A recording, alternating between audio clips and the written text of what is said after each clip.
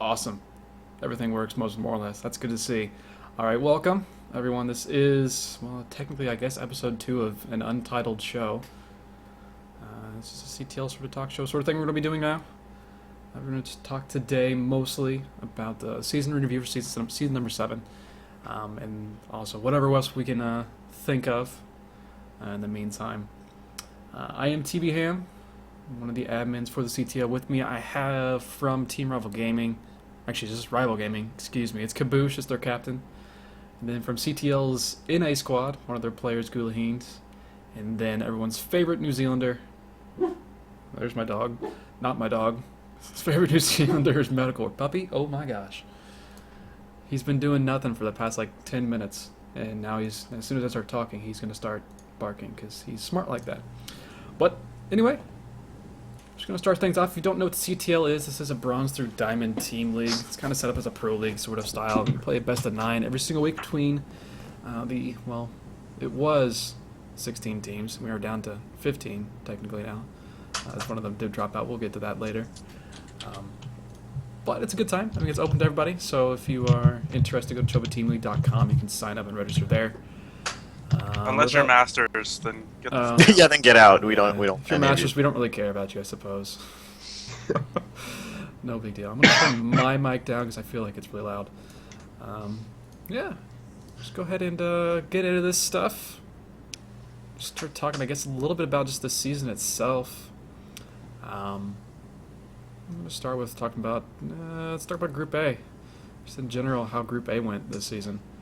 I mean, coming in it was group, sure. Yeah, coming in it was we expected it to be kind of the more powerful group, I suppose.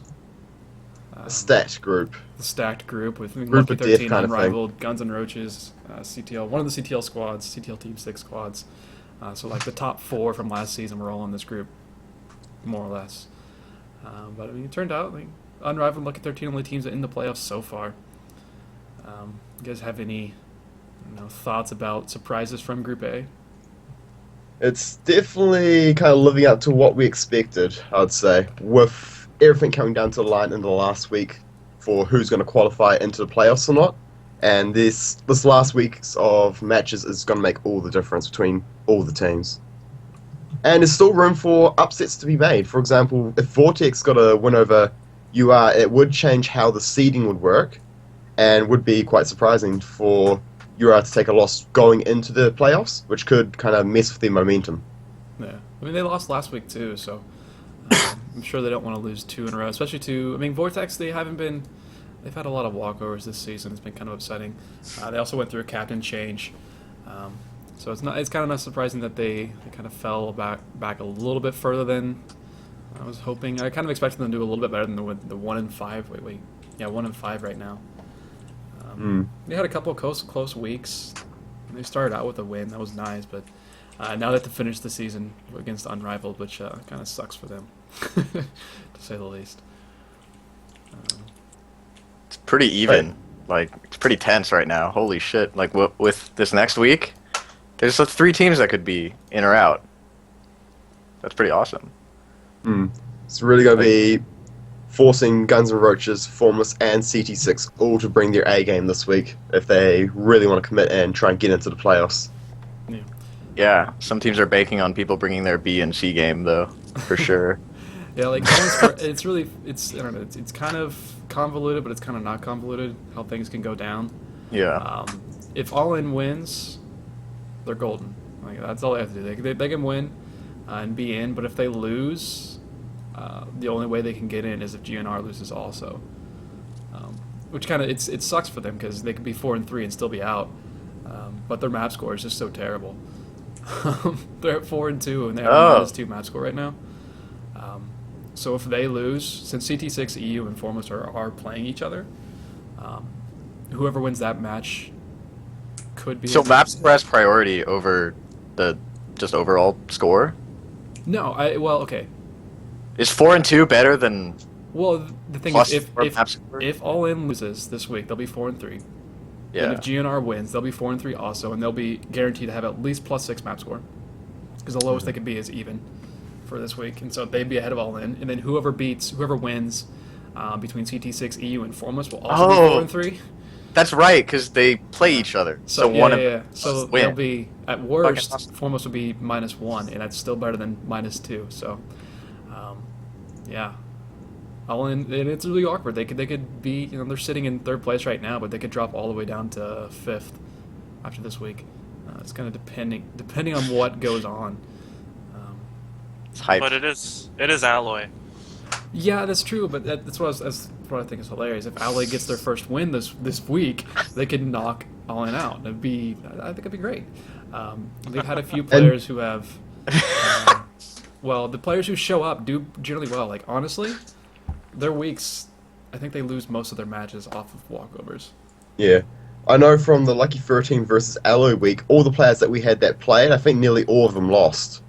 And we won by walkovers, so I was just like, shit, slightly scary. If Alloy actually starts turning up, they could actually win. So all they need is 1 week where they all actually turn up, and all of a sudden they can cause an upset. Yeah, I mean Alloy lost 4 to 5 twice, and I think both of those were because of walkovers. Let's see, week two Alloy. I gotta find it. How many walkovers did they take in week 2 when they lost? 1. Okay, they only took 1, but still, I mean, 1's enough. And without that 1, if that had been like a double walkover, they won the ace match, so they would have won that week. And then against Lucky 13 also, it was 5-4, and they lost. I think they had like 2 or 3 walkovers that week. It was quite a few. 2. It only ended up being 2, but still, I mean, that's plenty to lose a week. I think it's kind of been the case for most of their weeks, honestly. But it's rough. They had a new captain also who was kind of thrown into a rough situation with a team that didn't have a lot of players. A team that didn't seem to have a lot of interested players also. They've been, I mean, he's kind of been constantly, Apophis has been kind of like constantly picking up players throughout the season. He grabbed Tiger Woods, formerly parting from Unseen Gaming after he got kicked off of Unseen Gaming. He picked him up and he's won in week 5 and won week 6 also. So again, it's these players who, when they play, they actually win. It's just a matter of actually getting them to play is the problem. That's the problem. I think like the biggest, it'll be pretty close. It'll either be really close or a blowout between Lucky 13 and GNR. Like that'll be the one that really like decides it all. I think. I think it'd be so much easier for my existence, for everybody else's life, if Lucky 13 just wins like the first 5 matches they play this week and it's over. So so we know who's in the playoffs early, so we know it'll be all in, and then whoever wins forms the CT6. So that'd be nice, just so it's the next Sunday is a little bit easier for all of us in the admin team. It's going to be Labor Day, and I think Lagslot's going camping or something like that. It's less excitement though. It's gotta come down to like Sunday night at like. It probably will. Yeah. The team actually just doesn't submit the scores fast enough, so then they get the points taken away from them, and that's the hype finish we want. That's the funny thing about GNR. They have a really good map score because they've blown out 2 teams. They won 8-1 and 7-2 in 2 different weeks, but they also lost their first week 1-7. Other than that, they've had a bunch of close weeks, and they lost 1 week because of because of walkover. They couldn't get a substitution in, so that sucks. Couple of close losses there, but their wins have been quite convincing though. Yeah, especially against Formless. That was really surprising, given that Formless itself has been they've been good the entire season, more or less. At least not really necessarily good, but consistent, I should say. I mean, they're still playoff contenders too. Yeah. So. It's definitely going to be an interesting match this week. It's going to be a stressful one for Lucky 13, but I have faith. It's not stressful for you. How is it stressful for you? You guys are You in. don't want to lose. They want to get. You don't want to like obviously. what? You want to like finish first? That's the stress. You want to finish first as opposed to second. Of course. That's always our goal. They want to finish first so they can play us in the first round and have an easy week. Well, I'm trying to find this again. Okay, yeah, rival the highest rival can be his 3rd, but yeah. So they'll play either. Well, All In can still technically get first in Group A. They need a metric shitstorm for that to happen, but I think they need. But their map score is so bad. Yeah, like I said, they really need a hard. crazy shitstorm for it to actually happen. Let me think. how exactly this works out. I don't think they can. Oh, they can. No, Well, they can. Because you can if- go. if- There's a 20 map differential you can have in a single week. If All In wins like 10-0, they just need UR and Lucky 13 both to lose by like 10? 4. Yeah. Well, you get the extra map off of the ace, so. Oh, I thought you can only get up to 2 from that. Like if Yeah. it's a walkover, But it. Wait. or if yeah, you win 'cause 2-0. There's if you win 2-0, there's 9 sets, so it's 10 maps. So it's B plus 10 for the Oh, week. okay. I see.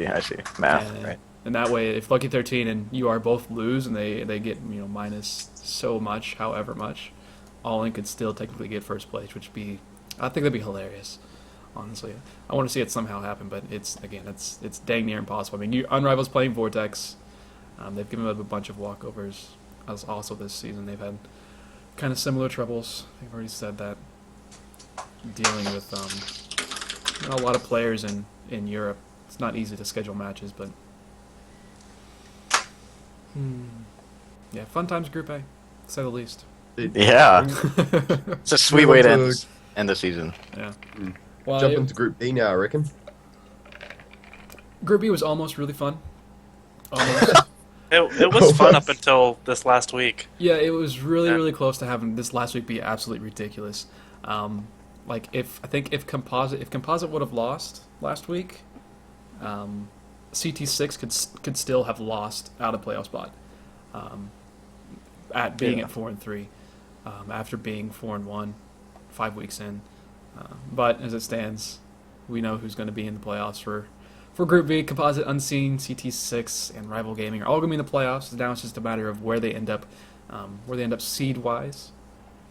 Unseen is guaranteed first or second, simply because they get a walkover this week because of Prometheus. So if Composite manages to lose to CT6, Unseen would be in first, but CT6 they could still win. They can only get to second though. So, and to get to second, they have to beat Composite by 2 maps. Otherwise, they'll be third. So even with a win, CT6 could still manage to be in the third seed. Because maps are fun.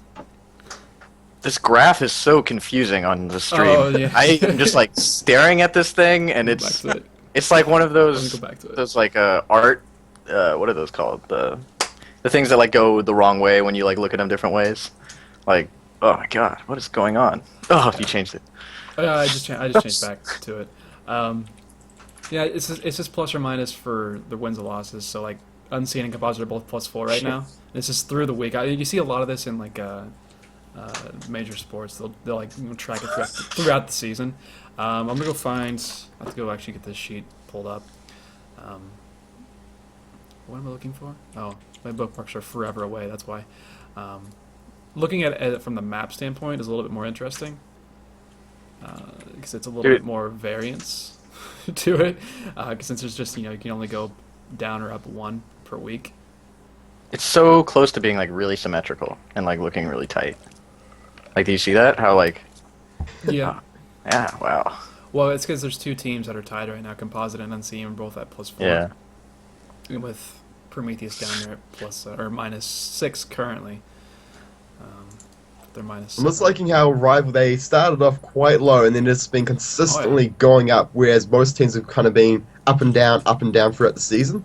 But Well, Rival started at the bottom and then just been working their way up slowly but surely. Week Yeah, they've 1 been we like- played Composite and got completely Wrecked. destroyed. And then week 2 we played CT6 and it was close. But then we managed to beat Unseen somehow. Looking at the record, I have no clue how we did it. Oh, because Smithy subbed himself in to play a Masters player, and it did not go well for him. He's Oh, he wasn't- Diamond. He was Diamond. Never mind. Sorry. Yeah, he's Diamond. I But forget. yeah, that was a deciding match. But yeah, I tried to talk him out of it, but he was, I don't He know. wanted to get it played. Who's I feeling mean, excited? Unseen and Composite both haven't taken any walkovers. They haven't won a single map off a walkover this season. Yeah, that's why he did it. He said, Wait, no, everyone no, was no, telling that's- him, I lied completely there. I'm sorry. everyone was Giving up on telling him, walkovers. Yeah. just take the double walkover, it's less map score. He's like, no, I don't like walkovers, I'm gonna play. So, gotta give him credit there. Yeah, it's good. Very honorable. So I'm gonna put up the actual set differential for Group B. Oh, It's a oh. little bit different, but it's still really consistent. Besides Prometheus just plummeting down.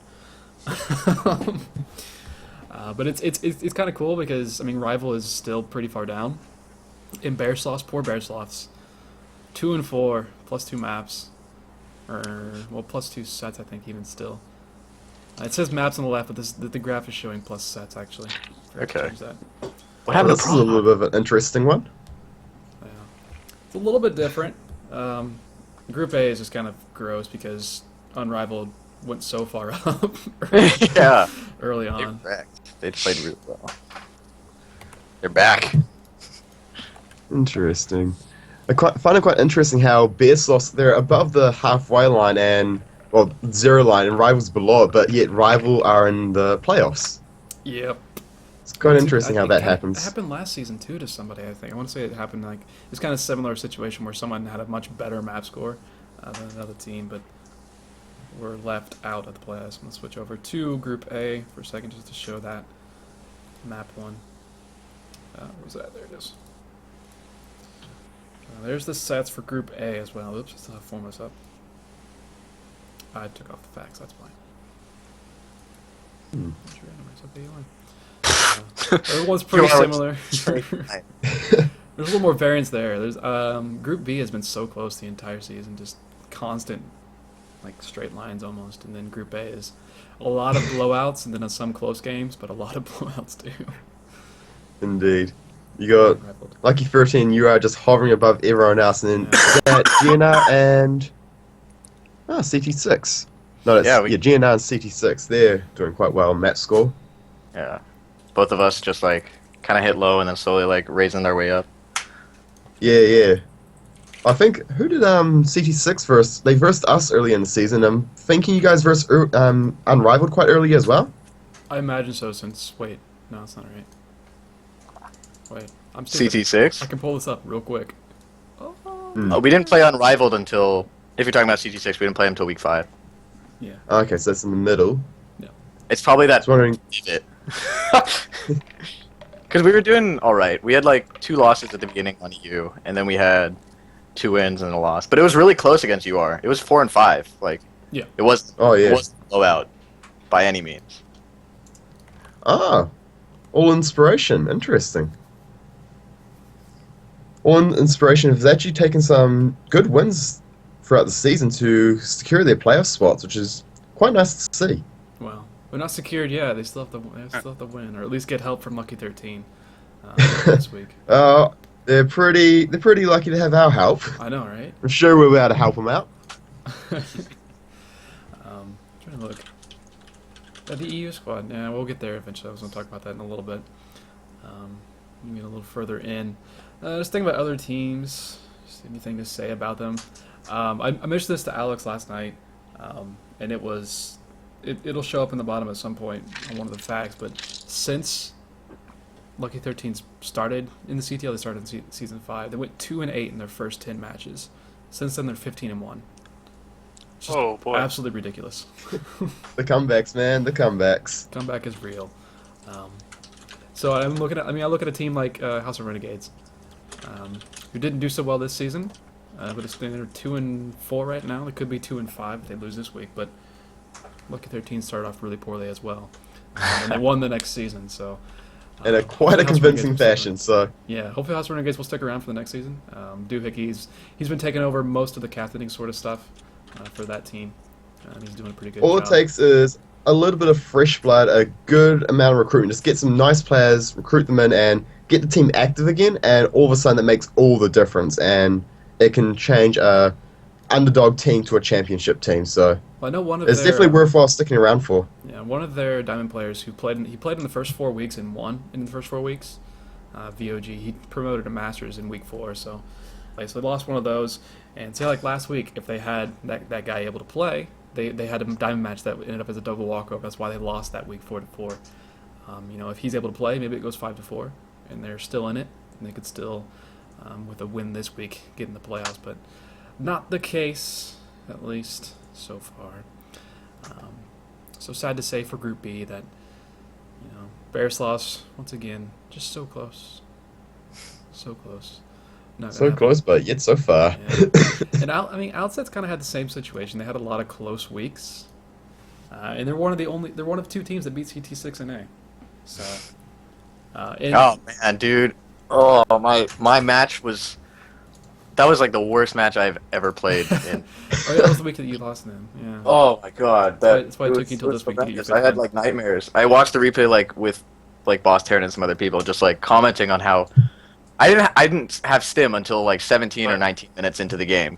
Has that ever Oh. happened to anyone playing Bio in their entire But- life? Like, But you won. Oh, he did win. Yeah, I'm looking at that now. wait, what? Did I You won- confuse yeah, that? you won in week 4. Oh shit! Did I confuse them with the other people? Maybe Renegades. Yeah. Let's see what other week you sucked. I know you Which is- lost. I think it was week 2. I think it was week 2. Yeah, Maybe it's week. week 2. You played against rivals Ace Oh, Drek, okay. and he's one of the top in the league also. So. I mean, he's good. He made me play really badly. I mean, it helps. I mean, yeah, everything went wrong. Like, there was a time I didn't raise in my depot. There was a time, yeah, a lot of bad things. Not bad. I was impressed by that stim timing. Next level meta right there. Yeah, really, the 19-minute stim timing against Roach Hydra works like a charm. Generally, it's a bad decision. Waiting that long to get stim, but sometimes it can work. You know, if you're playing mech, it usually works not to get stim. But you're not metalcore, so you don't play mech. But still, it's. I mean, it's shot up a few times. There are 4 players this season who have 5 wins, set wins in the season, and Gulu is one of them, and he's also the top ranked diamond player this season. So I think you're like 10-2 in maps right now, and you're 5-1 in sets, 5-1 in sets. So you've played every single week. You're playing this week, aren't you? Yeah, Yeah.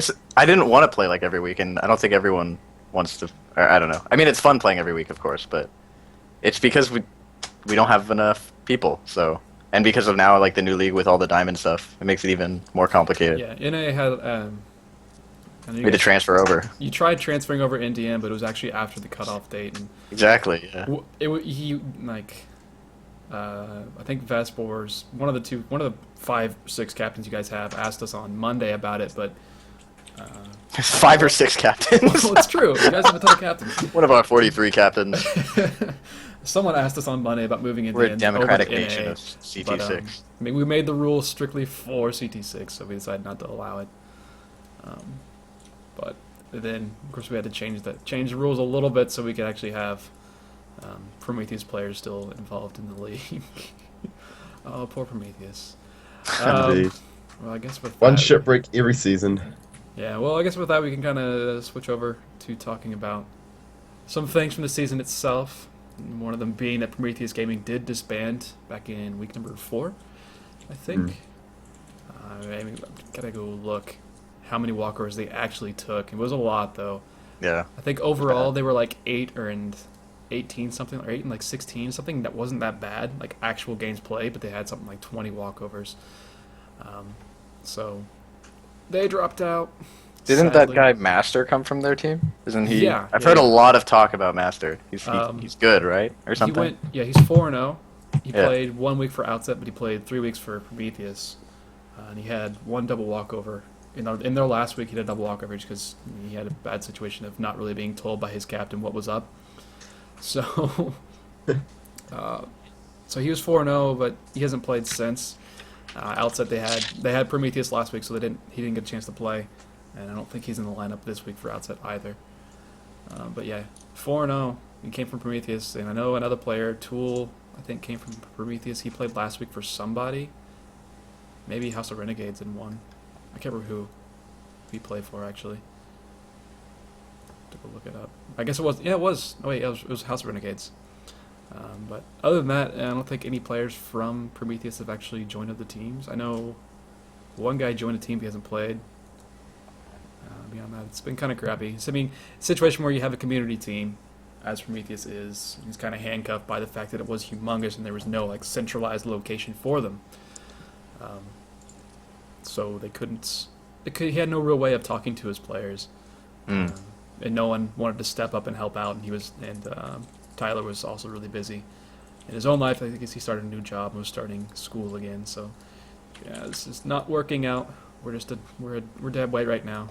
doing anything decent. So they would To make a team work in the CTL, it is a real team effort. You need all your players to really pitch in and get involved and actually try and get themselves played. Because if you have a team of players that are just sitting around, letting the captain just field them and not even actually being like keeping up with, say, lineup releases, seeing if they get played or making sure they're informed about playing, it really makes it hard for a team to function in those kind of conditions. Definitely. Definitely. I've seen a lot this season where we have, officially actually have assistant captains this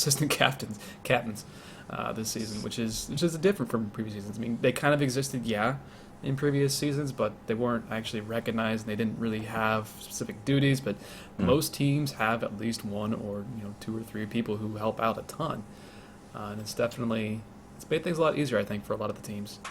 I mean, CT6, I joke about CTL6 having like 5 or 6 captains, but I mean, Vesp does a lot of it since Ray has been really busy. Ray still exists, and then the EU side, Saber and Shinobu do a lot there. I feel like someone else has also done stuff for them. And Unrivaled has like 4 or 5 captains too. I don't know who keeps talking, keeps getting added to all these chat rooms, and I don't know exactly who is who. I think Mayor's Thematic may even actually be like somewhat of an official position with UR now that he switched over from his longtime team of Composite to Unrivaled. But In our team, we just had the assistant captain to take over just in case I go MIA. again, It has happened before. On your yearly walkabout? That was was it last year? No, it was earlier this year, start of the year. No, But we yeah. played you guys last season. You were just gone. Like, yeah, like a week. I was like, hey, so where's Metal Core? And he came back a week later. Like, oh. That happens. Guys love taking their little secret hiatuses. Yeah, I got places to be, stuff to do, and when that comes up, I got my man to take over just in case. sorry, I had a momentarily. The official mute captains is myself. definitely a good thing to add, and making sure the secondary captains have like a recognized official role, so you can't really kind of pull any silly shenanigans on them while the main captain's away. Yeah. Yeah, it kind of has made things a little bit sometimes confusing. I know 1 week Composite sent in like 2 lineups. I think one of them actually sent the lineup from their like email address, but it didn't actually send. And so the other one, like when I asked about it, he like panic sent in a lineup that was really close, but they weren't really sure about another one of the sets or something. And then the second lineup actually came, and then it was wrong and all kinds of dumb stuff. But that was just a momentary snafu. And then teams like House of Renegades, the first couple of weeks, it was like pulling teeth to get their lineup in because like their actual team leaders, Renegade and Quantum, are relatively busy, I think. And so Doohickey took over, started sending in lineups, and they've been pretty good about it ever since. And in Vortex, I think I've got lineups from 4 or 5 different Vortex players this season. Same thing with a lot of them. I know GNR has sent lineups from like 3 different players too. But Coulter doesn't necessarily claim to be a leader. He just kind of exists as a figurehead. He's Leads by following. Leads by following. Wait, what? I don't know. Doesn't make any sense. That's a good question. Did Padula find Vital's old booze stash? No, I think who took that over? Oh, Kaboosh took that over actually. Oh, did I? Yeah, Kaboosh is the alcoholic in CTL Captain Chat now, I think. All right. Is that like a forum tag too? It should. It should be. League alcoholic. Like instead of the bet there's sparkles, bubbles, or something. Let me see. I bet I can do that. I think it would have a bit too many I mean, I know I can do inside it. references that would start popping up, and everyone would just be like, we don't understand, but apparently he is this.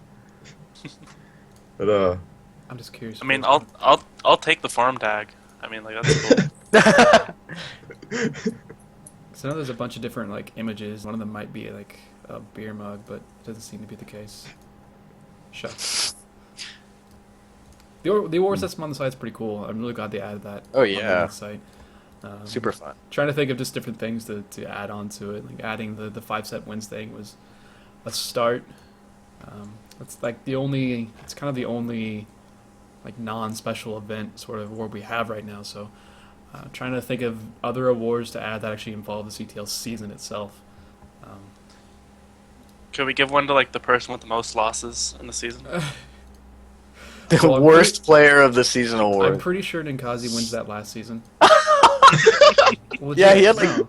30 games played, and they were like, yeah, it's not the Um, record.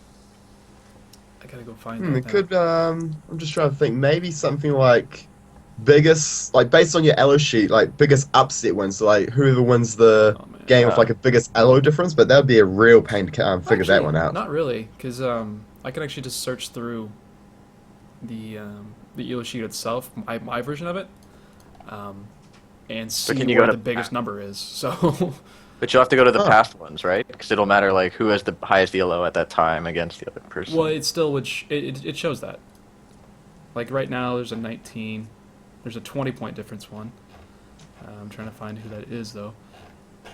20-point difference was 9 versus 28.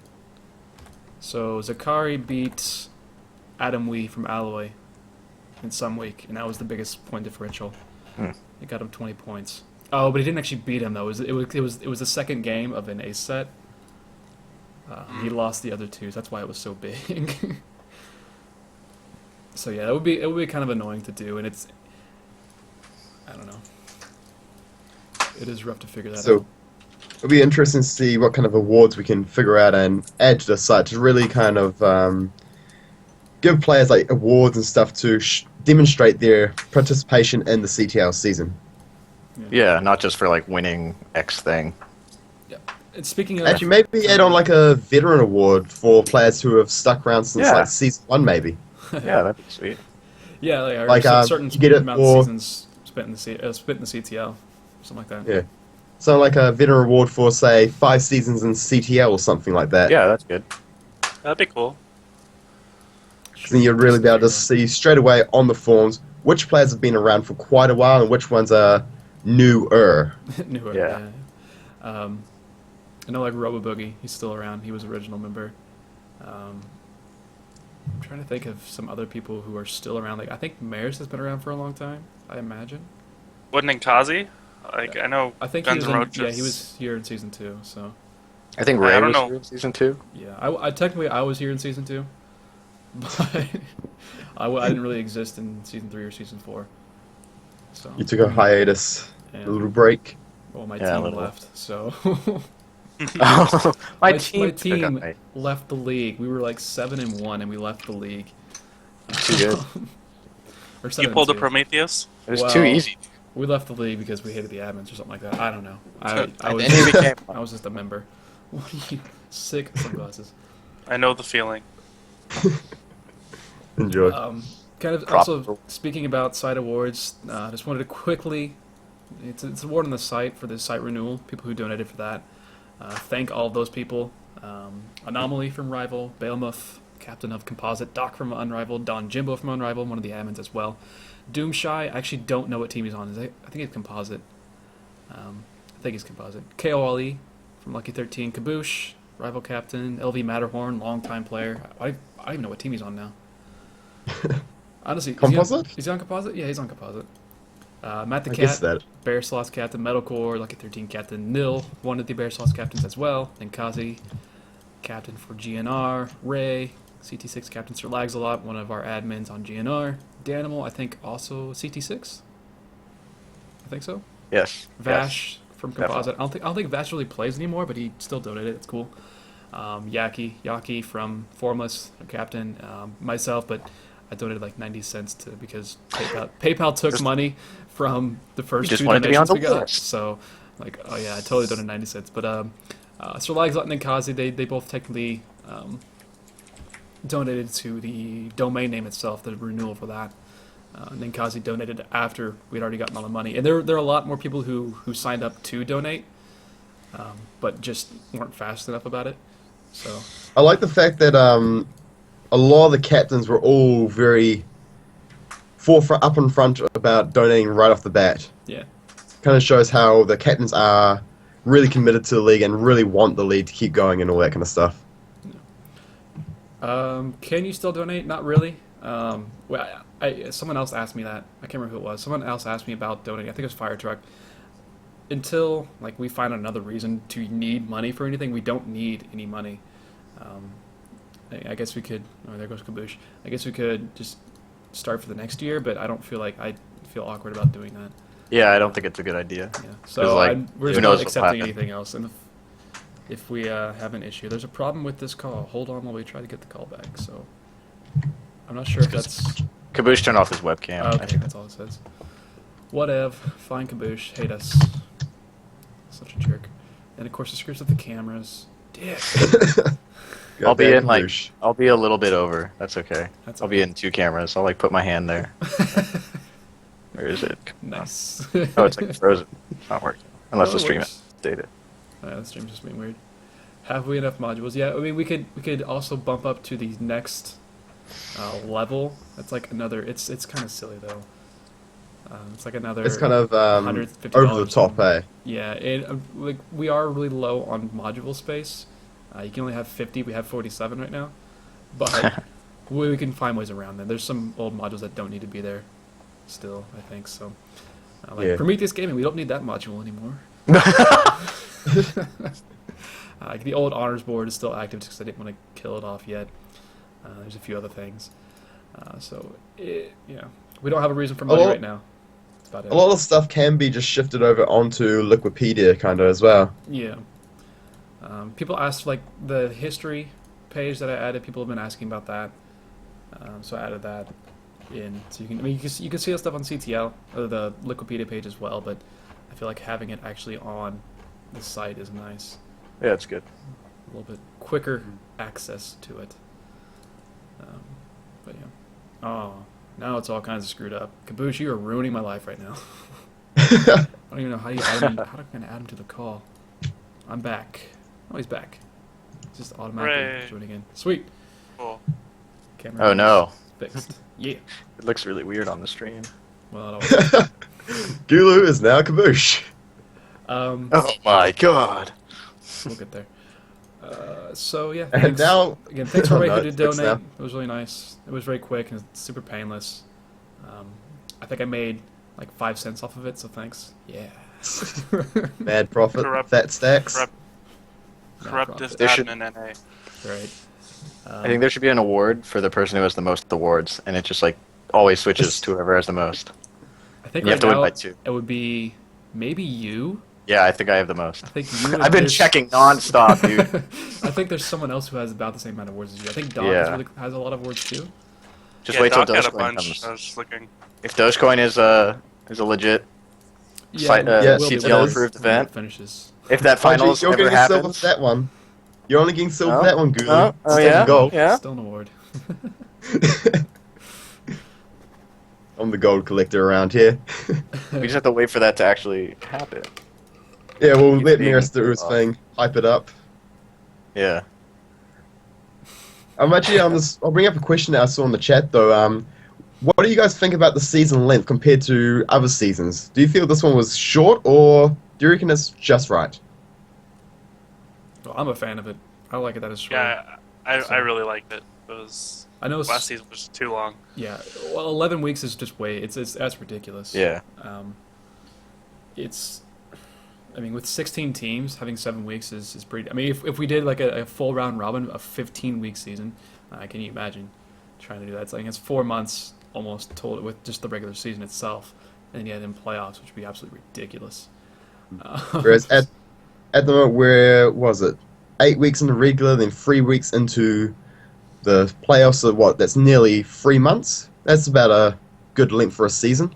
I was thinking about today. Because we were talking in admin chat about what is this freaking holiday, Labor Day being this week, and maybe needing extra time to deal with that or something. And I was thinking about what we had to deal with 4th of July. And that's much bigger. And I was, wait a second, we didn't even start the season until after 4th of July, did we? Yeah, no, it was after. So we started Yeah. the season on the 14th. Oh wait, right, we're the 7th. I can't remember. Yeah, I think the downside to it being shorter is just that you can have teams that you think would go through, or teams that like or only starting to get their stride later on, or something like that. Like the longer format always like since you play more games, you'll be like the best teams will go through or something like that. Yeah. But I think this is much better because it's more exciting. You can if you like just get crashed, you can't like if you're out for the whole season pretty much because you like I don't know. A lot of teams get like that they're not going to go through. So it's good to have like the next season come around and then they can try again. Yeah. So you don't have to wait like a whole year to actually play the next season and like get more players into the league. It's a lot more better having it faster. It was kind of an issue last season. Like Alloy they were at 2-7 going into last week, and then they didn't even submit a lineup, and it almost really affected the playoffs because Composite got a free 9-0 victory. It didn't end up getting Composite into the playoffs, that necessarily, but that kind of situation happening where we're out of this 4 weeks in, and we were already like terrible. But and then you also look at like Team One Rival, they were 1-3 starting off last season or something like that, and they ended up 6-5 or something. So you can go either way with the longer season, but like having it shorter. Shorter seasons tend to be a little bit more volatile as well. More room for major upsets to make some significant change in how the playoffs and all the seeding is going to work.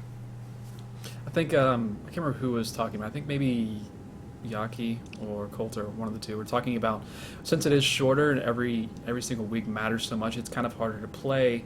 Like some of your players who you may not be confident in necessarily. You want to you want to get them play time, but if losing this week based off of one set keeps you out the playoffs because it's shorter season, it's a little harder to deal with. But the captains really have to pick their lineups with a little bit more care in the shorter seasons. Try and field. You do want to field all your players and give even play time, but you also want to make sure you have at least enough players to try and guarantee the week win for your team. So it's walking a fine line there. Yeah. Kind of going along with the season length, Padula mentions inter-league play, inter-division play. It's kind of something I was thinking about for next season, depending on how many teams we have. Because right now, obviously, Prometheus is gone. And there's a chance that one or two teams that are currently here could drop out. Some of the teams are having some issues. If they were leave league, we end up 7 teams per division or something like that, or some odd number of teams in each division. Instead of having a bye week for each team, just having whoever has those bye weeks in each week, they play each other from the other division, or setting something up like that. But it's kind of a little bit more difficult, but it's a possibility. It kind of depends on how things go. You can't predict what next season's going to hold until we get actually to it. So we'll sort those out when we come to those problems. Yeah. And plus, there's always room for more teams to come in as well. So we've already had two. All right, I've had 2 emails to the CTL email asking about joining for next season. So it's possible. They're both teams that had basically no one on the team though, so I'm not really sure if they would be possible. Like I know one of them had 6 people in the clan, another one was 9 total, and a bunch of them were masters. I'm like, well, it's kind of not possible with your team. I formed Lucky 13 from scratch and built it from the ground up. So small teams can make it happen. They just have to really commit to the league. Yeah, it's kind of funny because we let a couple teams do it this season. It didn't work out for at least one of them. Specifically one. Well, the thing is, Prometheus, they have a huge pool to pull from, and since they had no one interested, that was kind of the expectation with it, is that they would actually have some of their hundreds of players who are actually in these different Prometheus clans online actually be interested, but you get 20 people total, and then half of them don't actually want to show up. It's kind of annoying. And the same situation kind of happened with Alloy. They had so few players they couldn't even field an entire roster each week. And other teams like that, where we have not enough players, and it's kind of you want to, or I would rather see a little bit more. That's the word I'm looking for. A little bit more difficult to get into the league as bringing in a new team, make it a little bit more difficult. But then again, we have Unseen, who's 5-1, going to be 6-1, and they're brand new also, so brand new-ish, at least. Yeah. Ish. Alright, so we should probably start talking about playoffs now. We've been mentioning it a lot, but we haven't actually got around to actually talking about it directly just yet, so let's actually bring up the Wikipedia Get on page so we can actually Wikipedia. see how it's going to play out. Well, we So don't we talked a know. lot about How how like Guns N' Roses all in, well, Group A in particular is kind of all over the place, and we don't know who's going to be in it just yet. So we might as well just talk about Group B and I guess predictions, like which teams are going to be seeded for Group B. Oh man. Now, since Unseen does have a free win, and Comsat has a lot of map score though. Yeah. It's. I think it will be Comsat in Seed 1 and Unseen in Seed 2. Yeah, It's possible. I think it's pretty much as it is right now. I think that's exactly what it's going to be. 1, 2, 3, 4. Most likely. Yeah. Unless rival manages to win by a lot and CT6 loses by a lot. That's Not gonna happen. I want to look. Actually, just look at the players who are playing this week for CT6 and Composite. Okay, scroll bar, fine. Don't show up. I don't want you anyway. So I mean, Charlie and Guluheend. That's wow. You're playing not an Charlie. ace. That's gonna be hilarious because that's two of the top players in the league. You both have 5-set wins. Let's see, Guluheend, you're the number 1 elo, and Charlie's number 4 right now. And he hasn't lost. He hasn't dropped a single map this season. By the way, He hasn't lost. He hasn't even lost a map. So Well, shit. yeah, have fun with that one. So that'll be interesting. Looking at the other players, I mean, Stroop hasn't played. I don't think he tried to play last week, but he ended up getting subbed out. So Well, he got yeah, a, okay. yeah. He got a I know. He got the Okay. walkover, but we Shinobu just showed up. wanted Like, to yeah, play let's the go game. ahead and do this. Smithy wanted to play the match, even though, and to sum it out. So that's what it is. Because it makes sense to play a match as opposed to doing a walkover when we had lost already. So whatever. I was actually talking to, I think I was mentioning this in the Skype chat whenever it was going on. Like, had Composite lost this week, and then CT6 ended up losing that ace match like 2-0 or something, and dropped further down the map score, and then ended up losing out in the playoffs because they wanted to be nice and allow that to happen. Would have been hilarious, but or not hilarious, but you know, mildly Unfortunate. funny. Unfortunately funny, unfortunately hilarious. So We laugh at misfortune in yes, CTL. we do. Oh, yes, we do. But I mean, Alright, so it'd be interesting. with Comsat in Seed 1, they'll verse the 4th seed in Group A. Now, that could be All In, Guns N' Roses, or CT6, or Formless. So, it could be any of those 4 teams. And out of those 4 teams, which one of them would Comsat want to verse? And which one would they want to avoid, you guys reckon? I'm trying to think of like Composite's actual players. Like, who are they? Where are they best at? I think Composite's pretty top heavy. They have a lot of really good diamond players. Yeah, Composite has a very good diamond lineup. Is Charlie's Imba. Charlie's Imba. So if they play play a team that has really weak diamond players and they're gonna get wins there anyway, and end up playing a team that has a bunch of really good lower league players, that'd be rough. But no one really does. I mean, I think all in, it'd probably be the hardest matchup for Composite. They got 2 plat players who are really good. They have a really good gold player as well.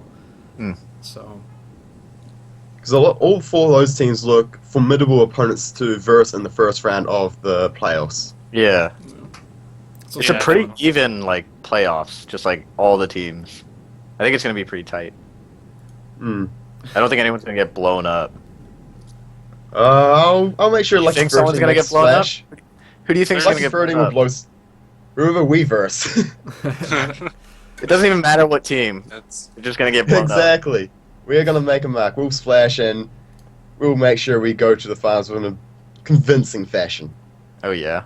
The only team Lucky 13 has beat by more than 5 is CT6 EU in the first week, 6-3, and then all in 7-2. Other than that, you've only won 5 sets in every single week. So you haven't blown anybody out. Really. It's because we're saving ourselves for the Okay. finals. So it goes like 1 you're and not 4 gonna play. cross group, and then 2 and 3 cross group, right? Yeah. Okay, so as it stands, Lucky 13 could play CT6 NA. yeah, I think that might be the matchup. That'd be. And you Like- think you're gonna blow them up, Right. huh? Easy peasy. We've already beat your other team. We'll beat you as well. Can we set up a metalcore Guluheend ace match? Oh, that'd be terrible. Metal would get We haven't played destroyed. enough, have we? Yeah, I know, right? You guys We've played so constantly many play. times. Like, yeah. Me and Gully have our Dogecoin final setup, so that'll be good for us. That'll be Yeah. a full best of 7, Lucky so 13. GSL match. You should just sub the ace match with your Dogecoin set. That would be cool. If you could do that, I'd be down. What do Well, you if say? Nearest gets onto it, we could probably set it up in time. See, That would now definitely looking at, be very interesting. I think we'll only do that if the ace match will determine victory. That would be cool. Yeah, it would. Maybe. We'll saw that when we get to the playoffs. Yeah, that's true. At least it's when and not if. It's a lot nicer to be Yeah, in the situation that you guys are in than the other four teams in Group A that are left up to the whims of each other this week. Yeah, that's so interesting. So Looks like Team Unrivaled versus Rival Game. So Rival Game will have a bit of a big ass ahead of them, but they've been doing quite well recently. So mhm. they They've keep won it up, they four in a row. might be able to cause an upset and knock out Team Unrivaled. Rivals won four matches in a row. They started 0-2 and then won ever since. Kind of the same situation as Unrivaled last season, where what the heck? Sorry, my phone was doing weird things in my crotch. A little disturbing. So I mean, Rival Gaming, and they've got a lot of really good players. They've Direct. When did he start playing for you? He only started playing like what, week 2 or week 3 or 2? Yeah, we put him in week 2. Yeah. So I mean, he's won pretty much every single match he's played. He has won every match he's played. Yep. So having that helps. If you can actually get your diamond players to show up, that'll probably help too. If Schmix decides he wants to play StarCraft again or not. And then maybe if your diamond players, you can actually coach your lower league players to have a brain, that would help out. So We've tried, but Sure. I don't know. Sure. It's funny. You have to coach them just the right amount so they don't get too good. Right. Yeah. I've had that trouble with the silvers. We've had a couple of silvers and they just promote too quickly. It's so annoying. Yeah. TB I don't think we've played one silver. No, I think we did play one silver this season, and that was a walkover. Do you have the statistics as to how many silver matches have been played this season? I do. It's been It should be in the yellow, right? 6 maps total. 6 maps out of 386. oh, yeah, because we have not played a single silver player this season. And those are bronze/silver, so it could be. Well, Yeah. Ronnie It could be McGee even less. has played 3 games for Team Bearsloss. And he's the only silver player besides Elysian from CT6NA who's played more than one. I think there was another one. I think some random silver player had to play a gold match at one point because there was like a recently promoted silver player who was in gold or something. I didn't want to deal with trying to do that, so he's also in the gold matchup. But yeah. One of them was my matchup- player. He did get one match before he promoted. Yeah.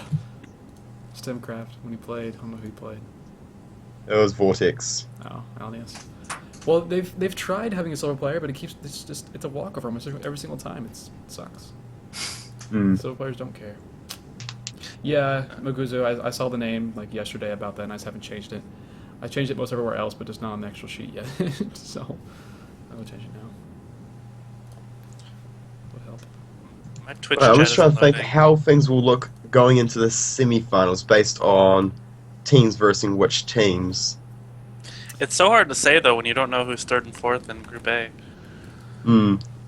I do see Lucky 13 and Unrivaled getting into the semis, but other than that, I have no idea how things will go from there.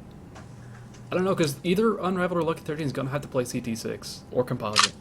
So And we're gonna win the tournament, so I mean, I don't know. If there's going to be an upset, I think it's going to be whoever plays that 3rd place team in Group B. So whoever the 2nd seed is in Group A is probably the most likely to get upset in the first round, unless I don't know.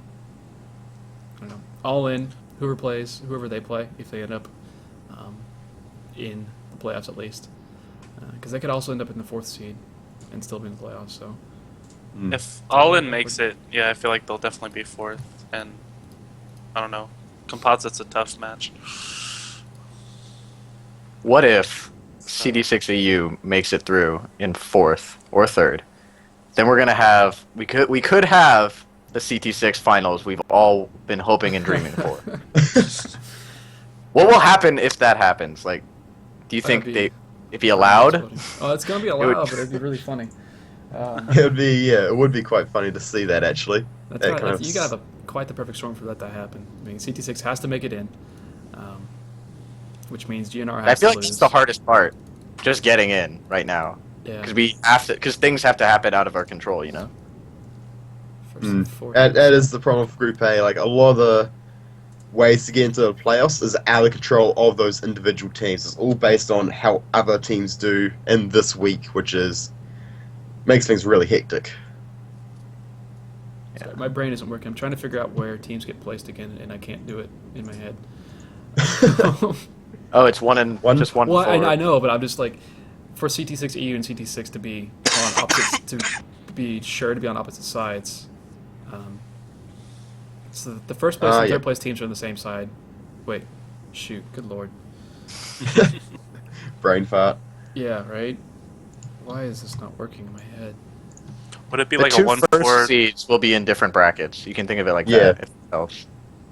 Yeah, whatever. They're Yes. guaranteed to be in the ends. Yeah, seed one and either side of the bracket. And then 2 or 3. No, it's 1, 4. Oh, yeah, I'm having the same situation as TV. My brain does not work when I do this. Yeah, same with mine. Yeah. Where is bloody show? The problem is that the playoffs Wikipedia doesn't actually. It should show. Like, I the tried. You seeds. can't. Oh, you can't. Yeah, because it's the way it works. It's a team bracket, so you can't put a name in there. If you do, it'll pop up the stupid like bunch of red error text. So I just didn't bother. But yeah, I mean it's also still possible that I think CT6 EU and CT6 can be on the same side of the bracket too. This is true. I'm trying to think how that would happen, but because if they end up in fourth, then they're going to be on the same side as the third place team from Group B. I think. So What we should do is also I'm just reading the comments from the main page, seeing some of the possible topics or recommended things to talk about. So we might as well start bringing up a couple of these to talk about. Sure. Like this one's quite an interesting one, talking about Uri's continued dominance and this kind of like team philosophies. For example, I noticed that Uri is one of the few teams that does team tryouts. They try out players before they get them on the team. Whereas you got other teams which just recruit players willy-nilly. recruit players willy-nilly, yeah, right. Yeah, I think it's interesting because I mean, Unraveled's gone through a few captains through the seasons, yeah. I mean, they've had different captains in. They've had 3 different captains, I want to say. I can't remember. As who far was as I captain in know. season 2. I want to say whoever was season 2 and maybe 3 was different than 4 and 5, and then I don't know. Doesn't matter. They've had a bunch of different captains, but they continue to do well. And like this season being Padula's first season as captain, doing things slightly differently or whatever. It's still, I mean, it's still the same basic team. But Yeah. But I mean, their like mentality. I feel like I don't know. I guess I don't know that much, but I would feel like UR is like the ultimate play to win team on the CTL. Like there are other They have teams that that, are, but they are like to the extent, mostly because of the tryouts. I don't know. They seem to take things they take things seriously, which is cool, which is good. It's good to have that kind of team. So I think that's why they're probably really dominant, because they actually they take it more seriously than a lot of teams. Well, yeah, that's definitely true. I know, Lucky 13, we do take it seriously, but we're also very chilled back and relaxed about it, so bit of an opposite to you are, that's for sure. Just looking through my MMR sheet. Unraveled has played 20 different players total this season, through all the matches. And I'm curious how that stacks up to like CT6 NA. I think has played probably the same lineup almost every week. Yeah, just like swapped. We've been swapping it around more now that I said that I didn't have to take the ace every time. Yeah. So CT6 NA has played 13 players the entire season. So just comparing it like that, I don't know. I'm not sure. I mean, 20 seems like a pretty decent amount compared to most of the teams. I'm trying to think. I'm not sure. I think Unseen has probably had the most players. They played so many people. Yeah, their lineup has been very dynamic over the whole season. Which is 25. cool because they're still doing really well. Yeah. That's awesome. They've played Where does 25, Lucky so 13 sit in all that? I think we'd be about maybe 13, 14, maybe middle of the pack. 16, 17, 6. Well, of course, some of these might be duplicate because of a promotion, but 17. Hmm. Okay. There's 17 different entries. I guess some of these might be duplicates. We've had quite a few promotions, so take off like 3 or 4 maybe, and that would be accurate. Maybe. I don't know. I don't even know if you've got many promotions, really. All these promotions that have played and not gotten walkovers. Oh yeah, That seems to be bloody the walkovers. kicker there. Holy nuts! It's really warm in my apartment. So yeah, Alright, I mean, so- Unrivaled. I mean, you could say that they're kind of try hard, actually having auditions. My world just I default to saying audition, not try out. It's I guess it's possible. A lot of teams will just say, hey, we need we need more bodies, so come join our team, and if you're good enough, we'll let you play. Like I don't know how.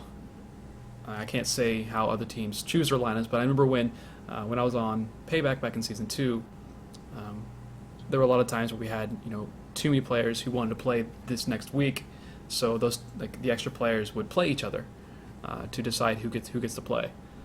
I know in one of the matches I played going into the next week, I had to beat one of our players in the best of 3 to be able to play. And I feel like a lot of teams are kind of like that, in where you don't necessarily do it in that regard. You just you know who's better than who, and if you want to play, you have to prove yourself, which is fine. Like I want to say like CT6 does that a lot, where I know you have requirements of activity to get on the lineup. Not necessarily you have to be better than everybody else, but you have to at least be really active, at least in like laddering and doing other outside tournaments and stuff for you to get in the lineup. So we just have like a practice once a week, and you can either show up to the practice. There's a EU and an NA 2 different times. You can go to either one, or you can play in a tournament, or say that you've done some deliberate practice. So it's just to say like to keep you involved, to keep events going that we're doing, and to it's kind of silly to like field in a player who just like shows up for the match, yeah. then like either plays it, wins it, and then just like disappears until they're in the next match. That's kind of stupid. We can say that, and you look at I mean, Alex is smiling right now. Last season, I know Fafalulo, he never Bingo. talk to the guy, but he went like what 5-0 or 6-1 or something. I just played him. I kept giving him matches, and he kept winning. It worked. Seriously, I never heard from the guy. it works. It works. Yeah. That's fine. We had a player like that last season too. I think it was Silver also. And I just put him in the lineup, and he just emailed me the replay. I'd never see him online. I never knew when he was going to play his match. But like, it's just winning somehow. Yeah. Well, I played him, and he started winning. I was like, all right, well, he's signing up. He wants to play, and he plays his matches. All right, you can have your matches then. And it worked. I know whenever I was captaining for extraterrestrials, it was really difficult to get people to actually want to play.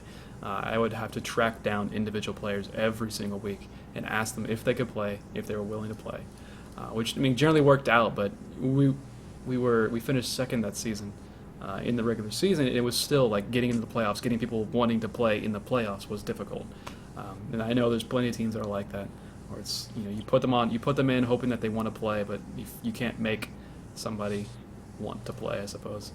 I can't make them be active. So like teams like Lucky 13, like I've seen, I see Lucky 13 sign up threads, and people are really and they try to get in there quickly to get play for the next week, or someone like CT6 having enough players to actually play. And you have teams like Vortex or Alloy who they have a lot of walkovers simply because people aren't active, which sucks, but not much you can really do it. Not much you can do about that. All I know right, we so- only have like 3 gold players, and I put them in every week, and then one of them just disappeared on me, so I recruited another gold player, and they've pretty much just played the whole time. I don't even ask them anymore if they want to play; they're just automatically in the lineup. You don't get a choice. Alright, so I'm just looking through these other possible topics. So we've just talked about kind of like team philosophies there a little bit, how the teams kind of work, and you are. Second one, like he's run at defending the tail. We've already defended it. We're already going to win the season. So next topic. Season surprises. So we've actually mentioned Unseen a fair bit, but they're actually worthy of a bit of a mention. They're one of the few teams that have actually been able to start brand new and do really, really well from the get-go. I was really surprised to see them winning every week, and it's pretty cool to see.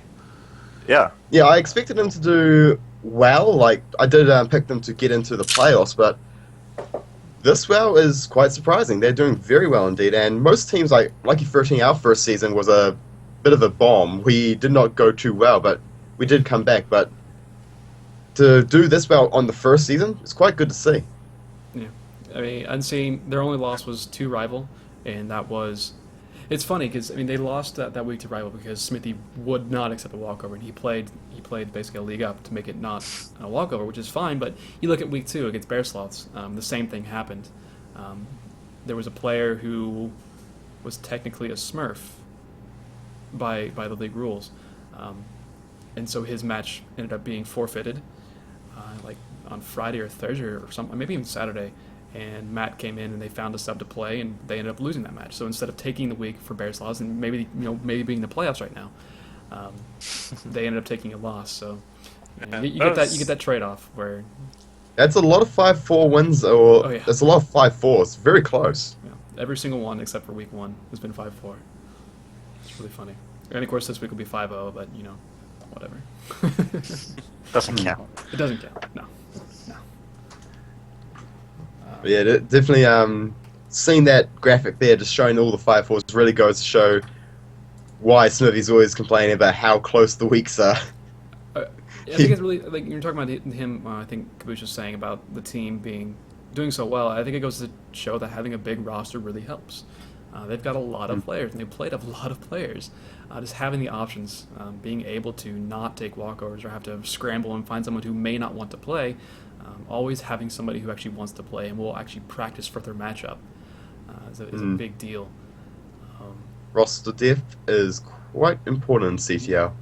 Being able to practice. I know Unseen has practices too, so a lot of teams do. It comes down to that. So long as you actually have a team that you have enough players every single week, 9 players a week who want to play and practice, that's cool. You're going to do fine. But it's a matter of actually getting that to happen for a lot of teams. So that's been cool. Another season surprise is Composite. Not necessarily a surprise, but it's nice to see that they aren't getting just creamed this year. Yeah. They've always been like kind of a middle of the pack team, but now they've actually like really ramped it up and got up there, showing that they are contenders again. Yeah, and this is the first season. They're going to be in the playoffs in season 3, I think, and they've been around since season 2. So, 3 straight seasons or 2 straight seasons where 3 straight seasons where they weren't in the playoffs, but playing. I see 1-4 in season 4, then 3-5 in season 5, and then last season 5-6, and just always finishing outside of the playoffs. But this season turning around. You started off, I think, 4-0. Yeah, they started off 4-0 and then lost. Wait, start 5-0? I'm stupid. Started 3-1. Regardless, they're 5-1 now, so they're in the playoffs, and they have as many wins this season already than that they did in the entire last season, which was 11 weeks long. So And they've been playing really well too. A lot of these wins are pretty convincing. yeah, well, Yeah. Prometheus that week it could have been a 9-0 Okay. with a little bit of But 8-1, 7-2. yeah. I guess they're gonna lose this week, but it's still pretty good. I'm not sure. I kind of want to see it happen that they lose this week, just because the group will look better. We could have 1 6-1 team and 3 5-2 teams. I'd really like to see Composite do well in the playoffs as well and get into like the semi-finals and all that. Like make a deep run into it as well. Yeah, for sure. Especially It'd be a good change around for them. Gulu, have you seen the spam that Charlie was posting in chat earlier? No, I didn't. I haven't been reading the chat. There's a curse that anyone who appears on this show loses to Charlie the next week. I am the only example of such because we did the preseason show and then I lost to him week 1. It's 100% right. Yeah, curse.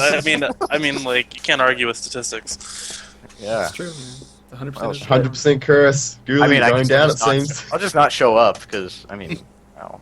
Why bother? Yeah. Why bother? What map did you play on? I think it's Nimbus. What is it? Because Tuesday? Okay, it's Oh Tuesday. yeah, right. I hate TVT on Nimbus. It's the worst. Yeah, Nimbus is kind of obnoxious for TVT. You can just like drop your little like natural expansion so easily, and you can't like pressure that well. It's annoying that. Just 1 base, no problem. 1 base, proxy 6 tracks. Be fine. But with that tiny little rock choke. Yeah, exactly. Yeah, that's awful. It's rough to get in there. I haven't actually played StarCraft in a while. I haven't played much. Hearthstone is just it's too strong. The Passion Stone. Passion's down. So, well, I haven't played on my main account in a really long time. But what the heck? This is actually quite an interesting one. The Elo breakdown, talking about the best players in each division and talking about their playstyles and strengths. Like, these are the top players, and why are these guys doing so well? What's unique about their playstyles? I'm actually quite interested because I don't know. Mighty Al, he's our gold. He's one of the top golds, and he's been doing Skytoss, which is quite unique to other Protoss players. So I was wondering if there's many others that are quite similar to that. What, doing weird strategies and still winning? Yeah. Well, like last season, Mighty Al, he just all-in every game, and now this season he's playing macro, and it's working. I mean, if you can call a Velo turtlemech, I mean, I guess Boss Terran counts, but I didn't know what that was. Too He doesn't much. even like play mech. He does it like he did it like once or twice. What did he do it in like the Ace match, right? Just recently. There's some shitstorm about that. I don't know. One Mech. of your other players played a really turtly mech versus us. I want to say it was Sezla or something. Oh, Zizzle likes mech. Zizzle is that that Zizzle loves Yeah. that. It was on a big map or something, and it was just super turtly. But on a big map, it makes sense. I mean, it's a strat. You gotta stop them. None of us are good enough to have perfect defense until that point. You can break anyone in this league before that. So Yeah. there shouldn't be any excuse about it, you know. I'm not necessarily sure about like playstyles of these players. I mean, Diamond top Yeah. 5, Guluheend, direct Delta FN, direct Delta function from Rival, Master from Outset. Like I don't think I've ever seen. I haven't cast anything from Master playing. Charlie. Well, there's 4 Terrans Yeah, in what's the top Charlie's 5. style? 3 Terrans. How does Charlie play? Tell me about it. I'm guessing he's a Specific. bio player. Yeah, he played yeah? Bio versus me on our match. Polar from, I can send from you. Rival? I can send you the replay if you want to study it. Yeah, sure. Well, it's. I mean, it's it's also loaded, available, yeah. yeah. But That's it'd the be funny nice. about this league too. You can go see what these players play like because all the replays are available. Yeah, that's readily good. available, in fact. I do So- like one build every game, so feel free to study it Well, up. it's the same thing with like Doc. I swear, I've cast so many TBTs of Docs. He does the same exact thing in every single one of them, but he wins so much. It's really funny. That's how you do it, especially in TVT. You Yeah. find one Yeah. build, you see how to cover every option. You TBT is such have a- all the adjustments to make when you scout and you change things up when you see them. That's how you do it. As one winning that best of 7 Gulu, I got your number. Oh yeah. What if I change it up though? You won't. Yeah. You like your I've bandages got too variants, dude. Watch my set with Zenkazi much. whenever it gets casted by Merstomatic. That was fun, the replays. But yeah, I don't recognize many of the top players, but I do know a few players kind of stand out in style. Like, a lot of the Well- Terrans, especially in the Diamonds, are predominantly the bio players. Mechas, like me, I'm not doing good this season. And I've, Yeah, where are you? actually, where's Doc? The four, Also the in four, the- You're one above Voss Terran, hey! the 4 top diamonds are from Group B, so you probably wouldn't have played them. Oh, that's very interesting as well. The 4 top from Group B. That's an interesting thing to know. Yeah. Yeah, I was talking to somebody about this last night, about putting together like an all-star match after the season's over. Like last time? Well, different. No, an actual match, like an actual like team match, instead of Oh! just being a bracket, using the ELO sheet here. Let me actually. Well, I'm not gonna bother trying to pull it. Well, I can't pull it. How would that work? Like what? Well, it's just taking the top. Well, see, we set it up just like a CTL match, Mhm. and you've got. Let me switch the window here. Yes, I remember you linked this the other day in the chat. Yeah, This that's last this night. actually looked quite cool. So we got, 3 players from each league. I mean, I cut bronze, silver because we didn't have really anybody play. We take the top 3 from each of them, and you put them in order. So like from each group, we have like Polar, it's top from Group A, Guluheend top from Group B. Play each other in an ace match. And the top golds play in set 8. Mighty L, Ajax, and so on, so on, so on. If I can actually scroll in. Sweet, I can. That zoom. There we go. So you just like go down the list, say like, number 1 goes to Team A, number 2 goes to Team B, number 3 goes to Team A. Set up by divisions. Set up by the actual groups. Oh. Yeah. So Oh. top down from Group A, top down from Group B, regardless Oh. where they are in the actual LO ranking sheet. Yeah. Which makes Oh, it, okay. which made it a little awkward for like Plat. Since there's so few players who actually play, you get pretty far down. And also, I put together one that's only 2 from each team possible, max from each team. Just have a little bit more variance there. I tried doing it 1 from each team, but that was really, really hard because you get really far down eventually, and it's not necessarily an all-star match at that point. But also, you can also set this up per league. Like so the top 4 diamonds who are on 4 different teams from each group, like play like a best of 7 ball kill or something like that. You can kind of see how things work out that way. And then plat and gold also, same idea. Interesting. Something for the off-season might do. Be kind of fun. So, we hear a lot of talk about which side's better, which division was actually better this season. Group A versus Group B kind of thing. And it should be too hard to get this. I mean, you can send 9 messages out and say, hey, you want to play this week? Play it just like a CTL match. Set up a match and we'll cast it. It'll be cool. So probably we'll do that at some point. Just something I thought about doing. I'm gonna close that out. But The side events for this season have been off the chain. They've been so good. Like, there's been a lot of like little tournaments. There's been like John Boz's show match series, which was like pretty much like what I wanted to do with when I did my little Fight Club thing for like a week and a half. Like with a much better format. John Boz is killing it with that. Like some of these tournaments that they've been a little lagging now, but they've been really fucking good. The problem is the competition is too easy in those Baza show matches. What? You won last week, didn't you? Yeah, versus Gulu. Oh yeah, because Gulu Dude, played random and spawned as Zerg That twice. last match was close though, dude. I had that friggin' match. I can't believe I lost it. The Zerg. I was like so confused. You showed up my base with like a Hydra bling all in, and I was just like, "What the hell is this?" It wasn't an all in. I had like 4 bases. Yeah. Okay. No, I just play Commission really. has no idea. When I play Zerg and Protoss, they're really weird. Like I noticed. I just build like weird units and just try to beat you. My Protoss was really annoying. The Protoss, I won that game. I won the Protoss game. Like, I had like 3 bases. You were like stuck on 2, and then I had like this. I just like lost my army to EMPs like twice. I was doing a 2-Rax Reaper that game, and then I scouted to a Protoss, and I was like, "Well, Oh, shit!" yeah. I lost the Forgot 3-ray about coin that. flip, and then I canceled one of the barracks, so I was just like super Oh, behind. wow. And then like, it was just like shit. I was pretty poorly thought out there. I mean, 2-Rax Reaper can still work against the Protoss. Yeah, I think 2X Reapers. You're gonna do enough damage, honestly. You get 4 or 5 Reapers out and switch over to actual bio production. You kill a bunch of workers. You probably kill his first zealot, kill his first stalker. Unless I like go Oracle, unless I proxy Oracle. Yeah, well that's Like if I proxy Oracle, you're just 100% dead. But other than that, it's okay. I think it's good for random. It's a good coin flip.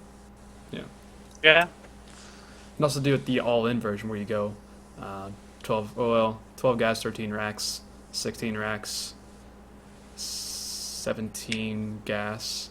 Get reactors on both the racks. Just pump out Reapers until you have enough minerals to make 4 CCs at a time because you're focusing on microing. I do that a lot, actually. So it's fun to do in TVT though. You can respawn perfectly and still lose against 2 reactors of Reapers that early on. So you have to play really well. We can steal a lot of games. So it's kind of fun. Yeah, I mean it'll put you a little behind if they defend, You well, think? but it's still fine. It's just fine. Like Where did this go? you can get damage. You're definitely gonna kill some probes. Why not? I mean, I don't know. That's just what I do TVT when I don't actually feel like playing TVT.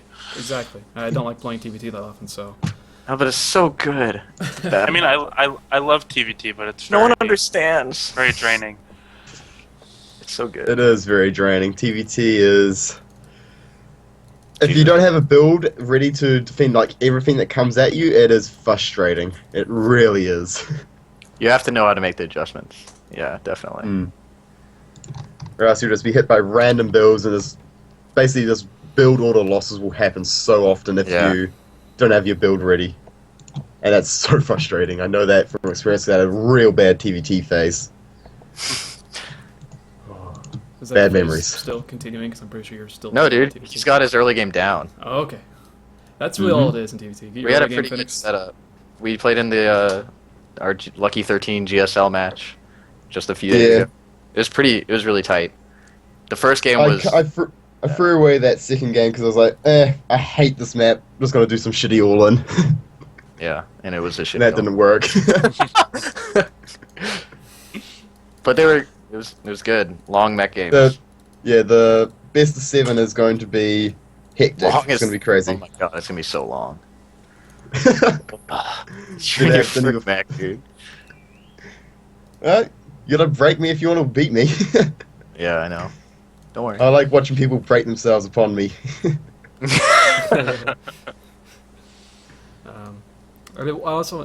forgot about this. I wanted to go back to our the first show that we did, like starting the season off, and talk about how terrible we are at predicting things.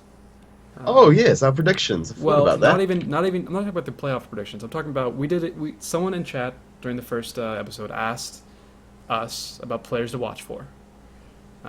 The players we listed are 3-14 this season.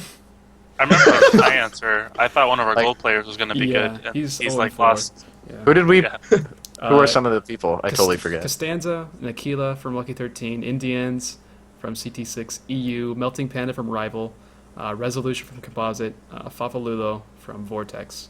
Those players are 3-14. Those are the only ones we listed. Did I said in the end? Yeah, he said in the end. Yeah, because he said he was playing Protoss now, so he might be doing. Oh. I think he switched to Zerg. Yeah, he First. likes. Oh my god, that guy does not pick a race. Not the cat.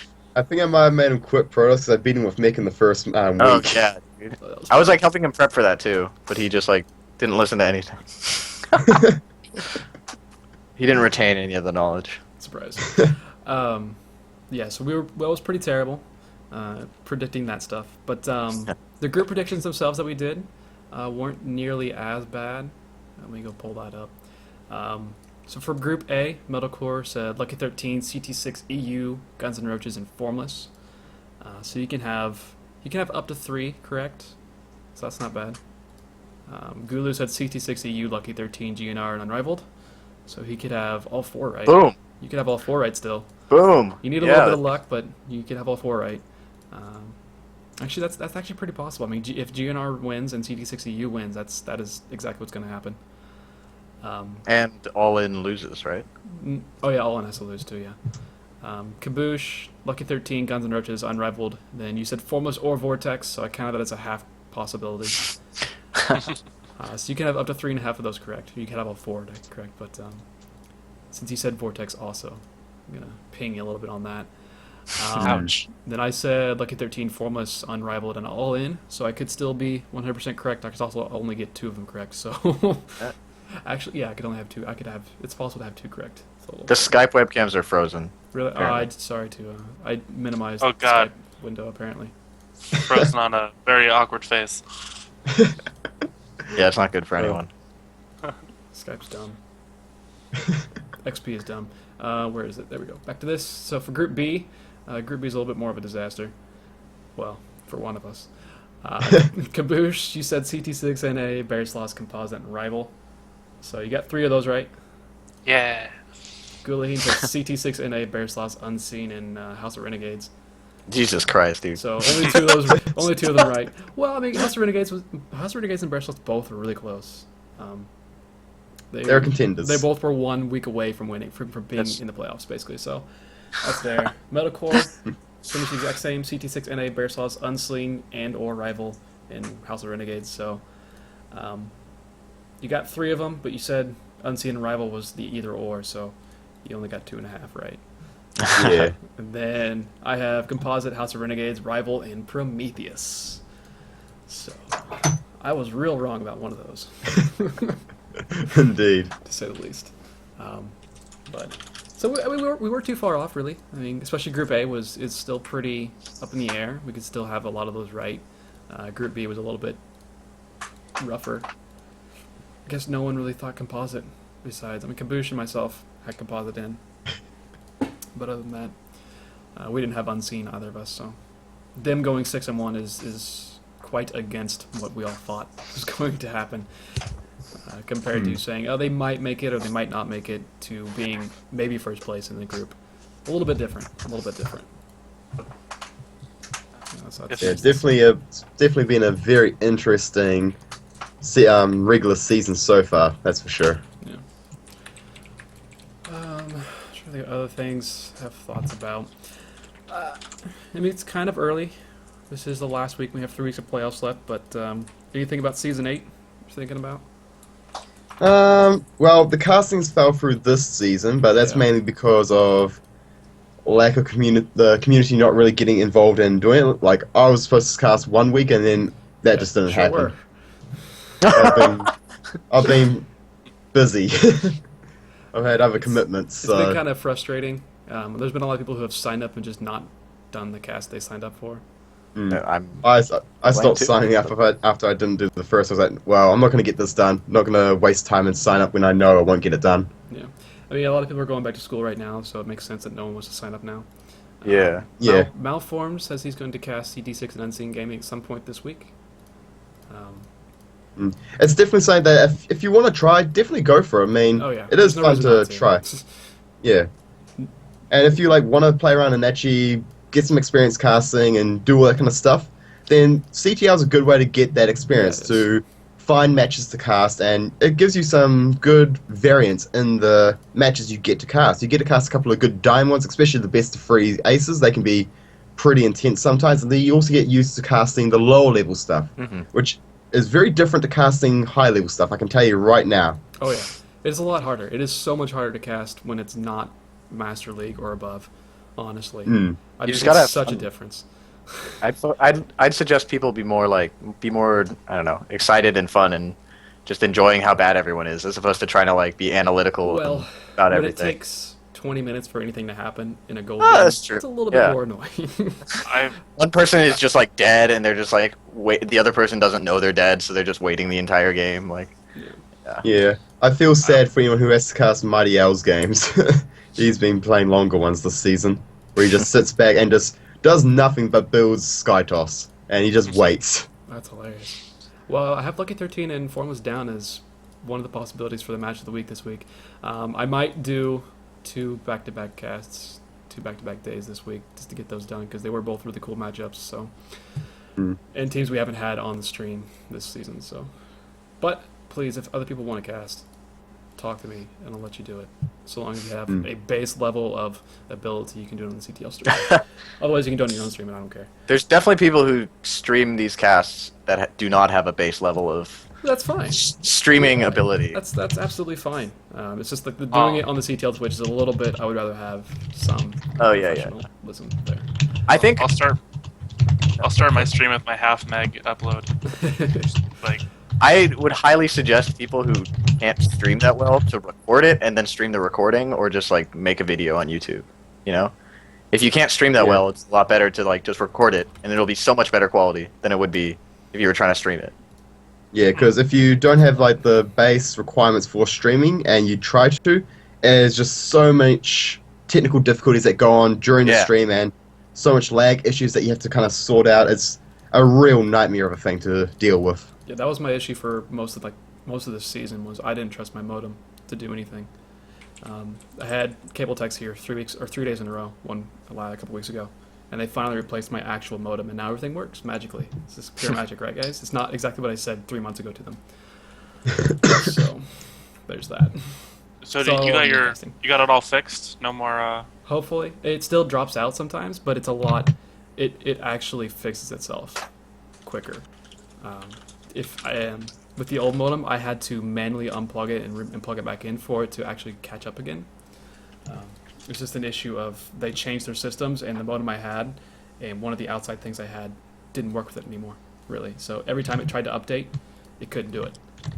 So it would just drop instead. And when you drop, in front of WCS crowds, it's just Challenger qualifier stuff, it gets really, really frustrating.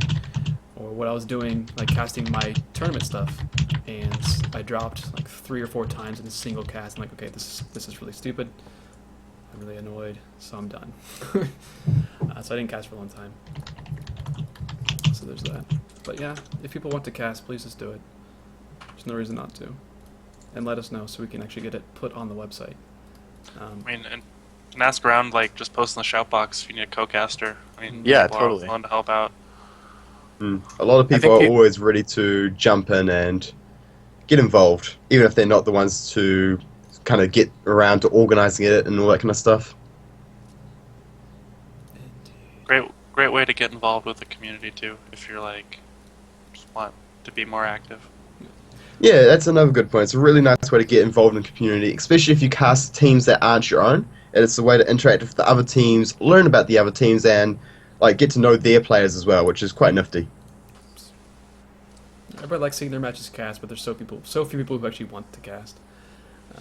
There were a lot of complaints about games like matches not being cast. But it's like, well, we can't make people do it. It's not a requirement. I mean, until last season, not many matches were getting cast anyway. I mean, Seeker was supposed to do like all of them in season 5, but that was a disaster. No offense to him, because he did fine, but trying to make someone do 6-7 matches a week, there's a little rough. There's a lot of games in CTL, and like each cast takes about 2 to 3 hours for team versus team, so it's a lot of time. Especially if you're casting one of Boss Terran's games. The last match I cast was only 2 hours, and I think that was the shortest I've ever had. And there was one walkover though, so just if you don't want to cast for a long time, find a matchup that has a lot of walkovers and do that one. I think Boz was talking Saturday. He's going to cast all the Prometheus sets, but only the Prometheus sets starting week 5. So he's going to help us out there. I know another question that's been asked about bronze silver existing. We knocked the silver matches down to 1 set a week this season, hoping that would work out, but still no one has any silver players. And like I said, CT6 does. 6 maps, yeah. They still exist, and it sucks to not be able to get them to play, but you can't make them stay in Silver League. So, in my experience, it's just like every silver can get to gold so quickly if they want to play with some coaching from a team. Like, I don't know. It doesn't take much reasonable. for a silver to get to gold with a team that is going to help him out. Exactly. You just need to find casual players. You just need to find players who aren't actually trying to do it a lot. They're just trying to well, I don't know, play every now and then. And then you can't. If you don't actually play for practice, then you're gonna be silver. I mean, we could if we kept the league open to silver applicants, but just gave them a team to help them practice up to gold, and just I don't know, and played 3 gold, 3 plat, and 3 diamonds. Recruit family members. Every team has to have at least one parent try to play in the team. But bonus points for grandparents. Oh, someone. There was a World of Warcraft CM who got a bunch of flack for talking about WoW being accessible to grandparents. Like he wants somebody's grandmother to be able to pick up WoW and be able to play it. And apparently, he got a lot of shit for it. For saying it. So, I mean, StarCraft isn't really that kind of a game. So. No, yeah, definitely not. But people can harder. get their significant others or something like that. Yeah, I know. Well, it's the thing. Like Miss Vital, I think she played in the bronze silver matches a lot last season. Baby Puncher is Vesp's wife. Yeah. Silver. So who's Padula's wife? Can't remember who she is exactly, but K Cutie is Charlie's girlfriend, I think.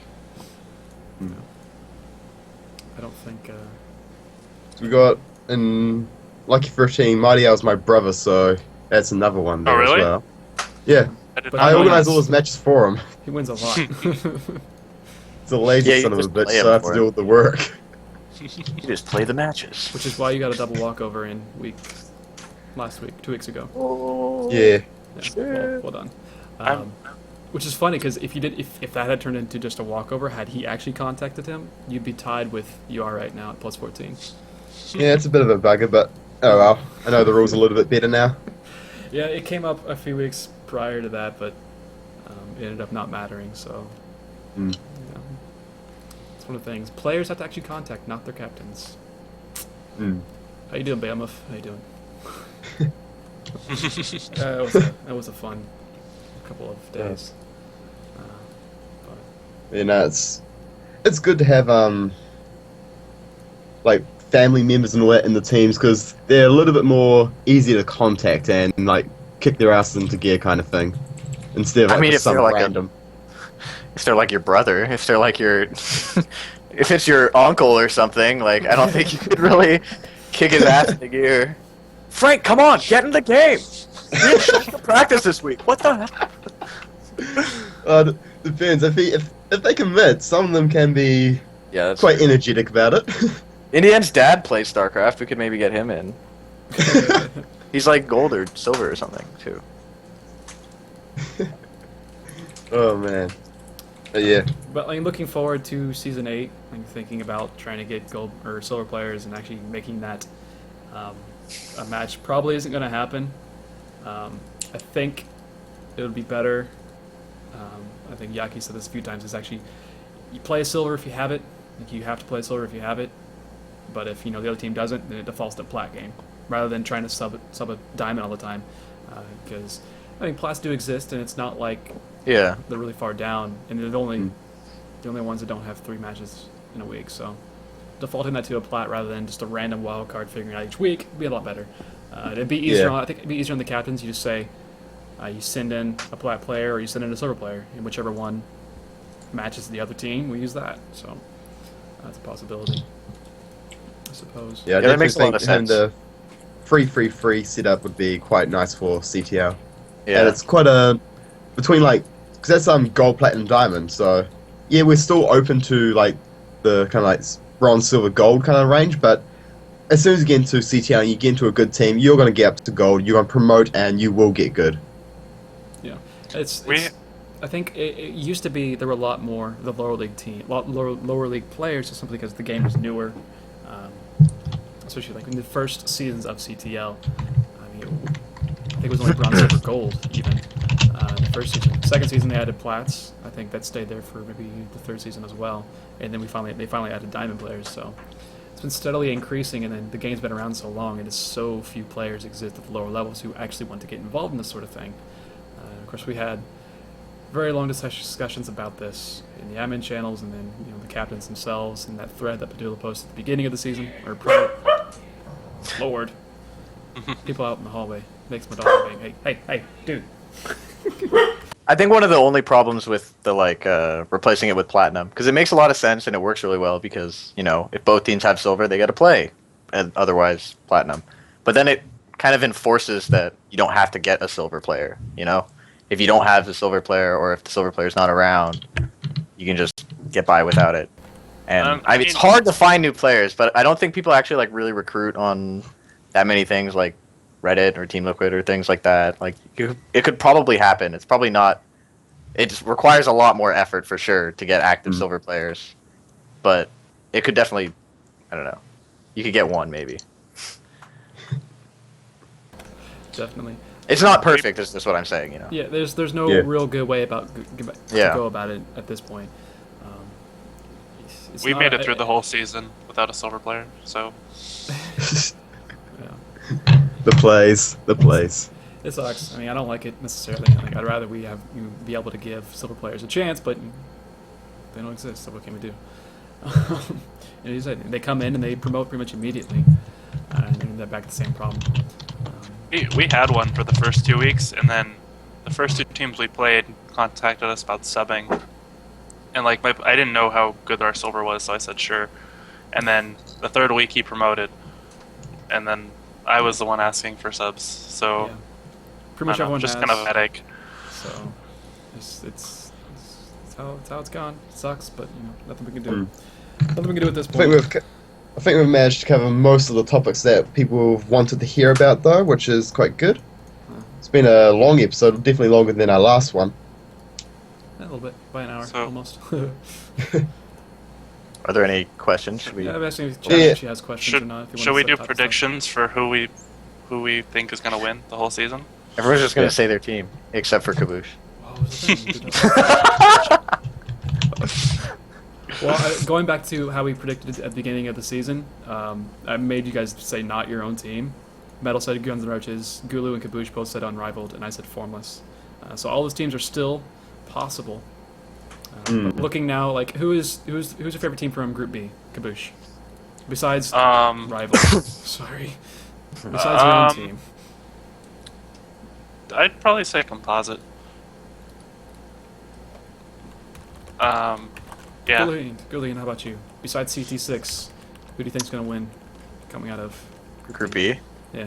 Like, just, you mean place first in the season, or win the tournament from Like Group most B? likely to win the playoffs. Okay. I'd say Unseen. Because I don't know, they've proven a lot of cool things, and they try hard. They really like playing, which is good. Or at least that's the mentality Smithy's bringing. I agree with Unseen as well, and also the fact they've played so many players, it's going to be difficult for other teams to prepare against specific players as well. That's one of the drawbacks by playing the same lineup. Players' strategies or playstyles are revealed, and you can kind of start metagaming them a bit.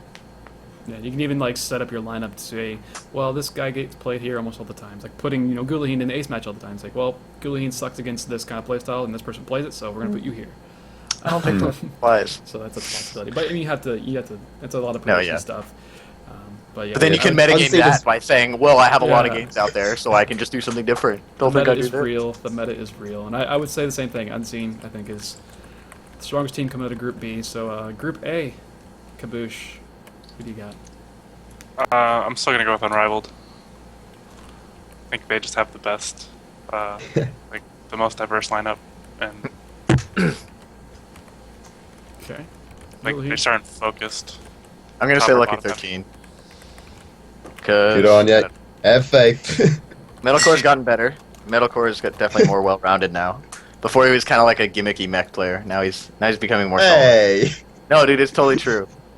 Before you were just like, yo, I'm gonna do this cheese and then go mech, and now you're like, now I'm just gonna go mech. It's like Ninkazi, but bio.